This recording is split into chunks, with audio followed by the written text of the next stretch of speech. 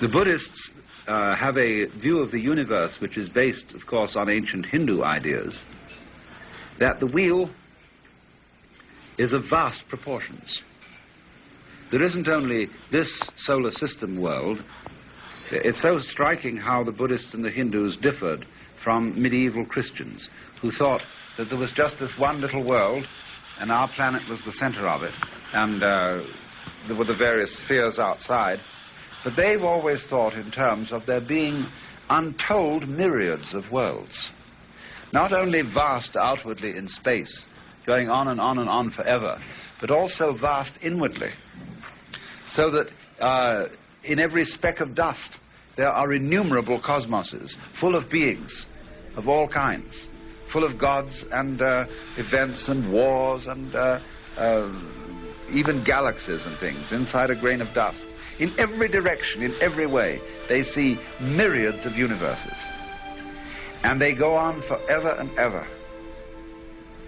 And although we think of the rhythm of the universe we're in Hindu cosmology, as being based on the kalpa, it manifests for a period called a kalpa, 4,320,000 years, and then is withdrawn for an equivalent period and then manifests again.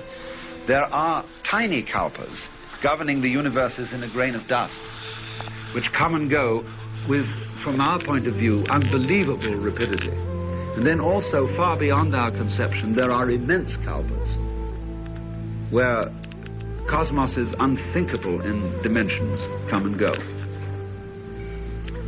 And so always the question about this view of the universe is, are you hooked on it or aren't you? Are you doing it with delight, or is it a drag? Are you surviving, you see? Are you going on living every day because you feel bound to, or you're too afraid to die? Or are you living every day because you really will to? Now they see, you see, the universe as always playing a game with itself. Sometimes it knows what it is, that there is nothing to be afraid of at all. Nothing, nothing, nothing. That you are it. You are the indestructible shunyata. This word literally means voidness, but it doesn't mean voidness in the sense of nothing, of just negative. It means voidness in the sense of ultimate consciousness. You can't, you see, if you would consider, what would God,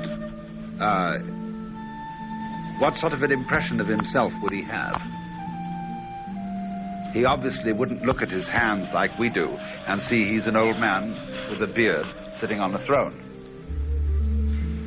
God as the kind of ultimate, than which there is no whicher, outside which there is nothing, which has no edges. He wouldn't therefore look like a ball, he wouldn't look like a cube, he wouldn't look like a body. There would be no way at all of conceiving the final self of all selves. So that's why it's represented as voidness, as total transparency, as a kind of ultimate space in which everything can happen. That's what there is. That's what we all are at root. Only it plays that it's not that it's all of our separate existences, and it goes in, therefore, and it gets into trouble on purpose. But when you get into real trouble on purpose, and then you forget that you got there on purpose, and you can complain because you're in a trap, and then you want out, you see? So then there's a way out. But how exciting. This goes on endlessly because it's a game of now you see it, now you don't. Hide and seek. And that corresponds to the basic impulse of life, which, as we know it physically, is vibration. It's a wave system where there are crests of the waves and troughs. So if you take what we call sound, and you listen to sound carefully, sound is not sound. Sound is sound silence. It goes on and off, on and off, on and off, on and off. And where you say you hear the noise, that's the crest of the wave. Where you don't hear the noise, that's the trough. But you won't get any sound at all without both crest and trough. Pure sound doesn't exist. And so, according to the basic ideas that underlie Hinduism and Buddhism, all being is like that. It is coming and going. It is therefore not only life.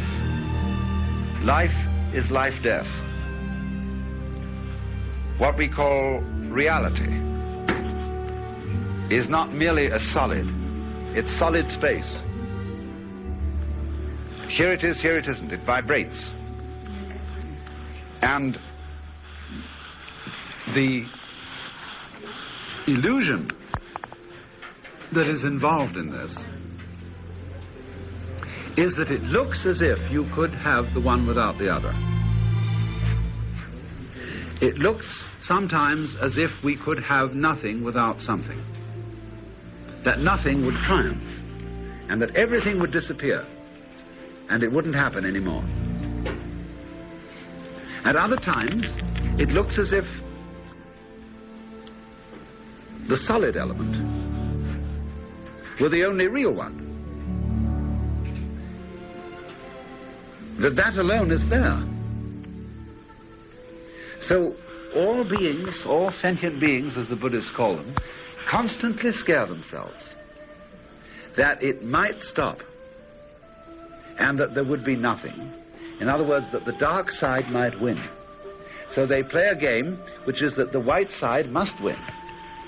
They play it against the dark and have an extraordinary adventure doing just that. And you can get involved in this, and you can get anxious, and you can get all your hair raised, and just terrifying. But it's a joke, right down to its funny heart.